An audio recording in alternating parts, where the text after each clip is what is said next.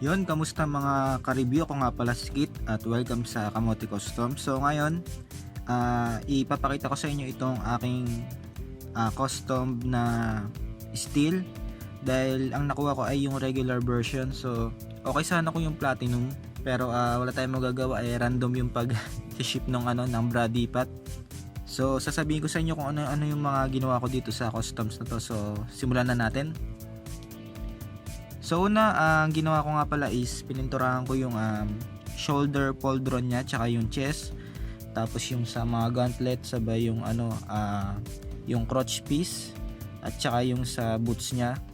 So kung makikita nyo dito sa design is parang yung ibang suit ni Steel is pinagsama niya yung original tsaka yung parang ibang variation, parang pinag-fuse niya para makagawa pa siya ng sabihin na natin na yun nga yung platinum na chase.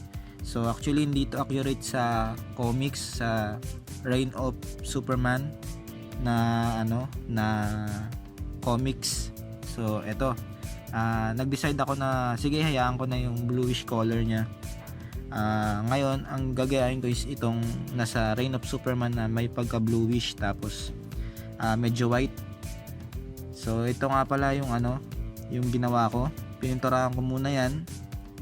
Yun nga, yung chest, yung shoulder pauldron ng Tamiya silver.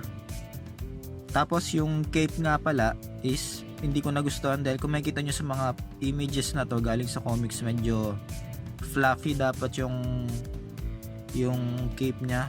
Ay itong original na release is medyo manipis yung sa may malapit na chest na cape, yung pagkabitan medyo parang maliit, manipis.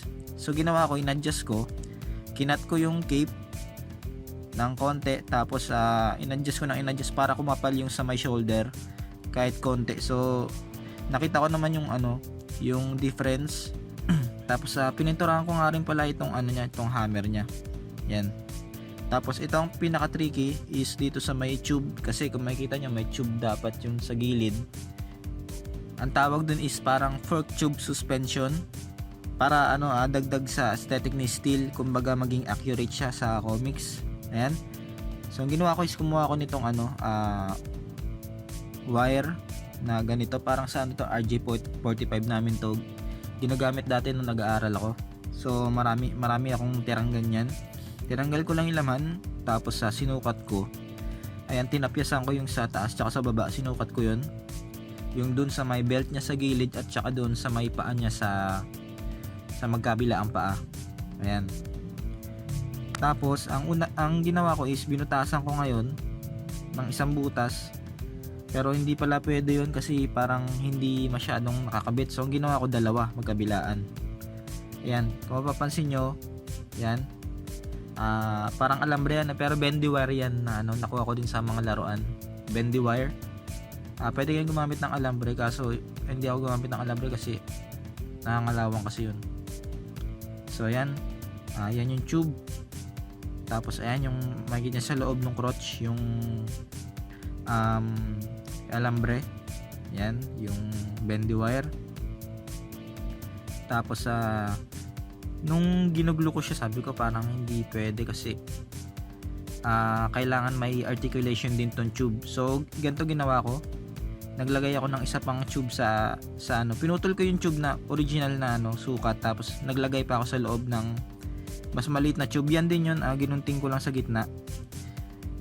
Tapos ayun, parang ang labas niya is yan, ganyan nga, parang fork tube suspension yung sa mga motor na nakakabit sa gulong. Yan. So yun lang. Tapos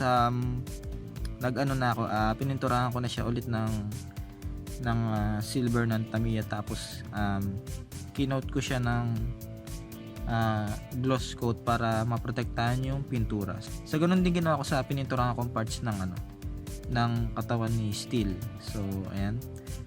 So punta na tayo sa articulation. So makikita nyo sa articulation yung ulo ganun pa din naman, wala naman pinagbago. Sa shoulder niya tinanggal ko na yung parang yung shoulder piece. Ito nga pala yung fork tube yan. So ayan, walang pintura yan, yung isang piece sa loob para hindi magkaroon ng paint chips, hindi ko pininturahan yon. Kulay gray naman yun kaya okay lang. So ayan yung tube. So sa articulation nakakapag-split pa din yan. Ganyan. Medyo skinny kasi siya nung una, nung wala pang tube. Ayan, kung makikita nyo yung articulation nya, okay na okay pa din. Kailangan mo lang ibalik to kapag ka in-adjust mo na-adjust kasi yan, 'di ba? Kapag ka ginagamit mo yung double jointed knee. Yan. So dito sa kabila ganun pa din. Ito nga pala ginulo ko na kasi nga may problema yung ni steel kapag ka tinatayo mo siya ng straight, tumutupi yung niya, yung paa niya. Tapos dito naman sa may chest piece niya, kung makikita nyo glossy, pinatakan ko yan ng super glue para maging glossy. Tsaka para maprotektahan na din yung pintura. Tapos ito yung cape, yung sinasabi ko sa inyo, tinapyasan ko lang yan. I-adjust nyo yan. Konti-konting tapyas lang. Yan. Tapos ito yung hammer na sinasabi ko, yung pininturahan ko. So kung ano yung pagpipinturang ginawa nyo dun sa ibang parts ni steel, ganun lang din to. Okay? So yun lang pala mga ka-review. Maraming salamat sa panonood nyo. At kung di pa nga pala kayo nakasubscribe, please like and subscribe.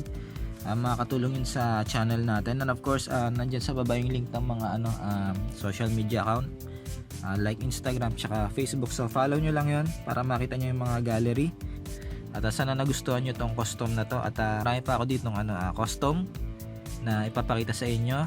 At hanggang sa muli, makita-kita tayo. Salamat.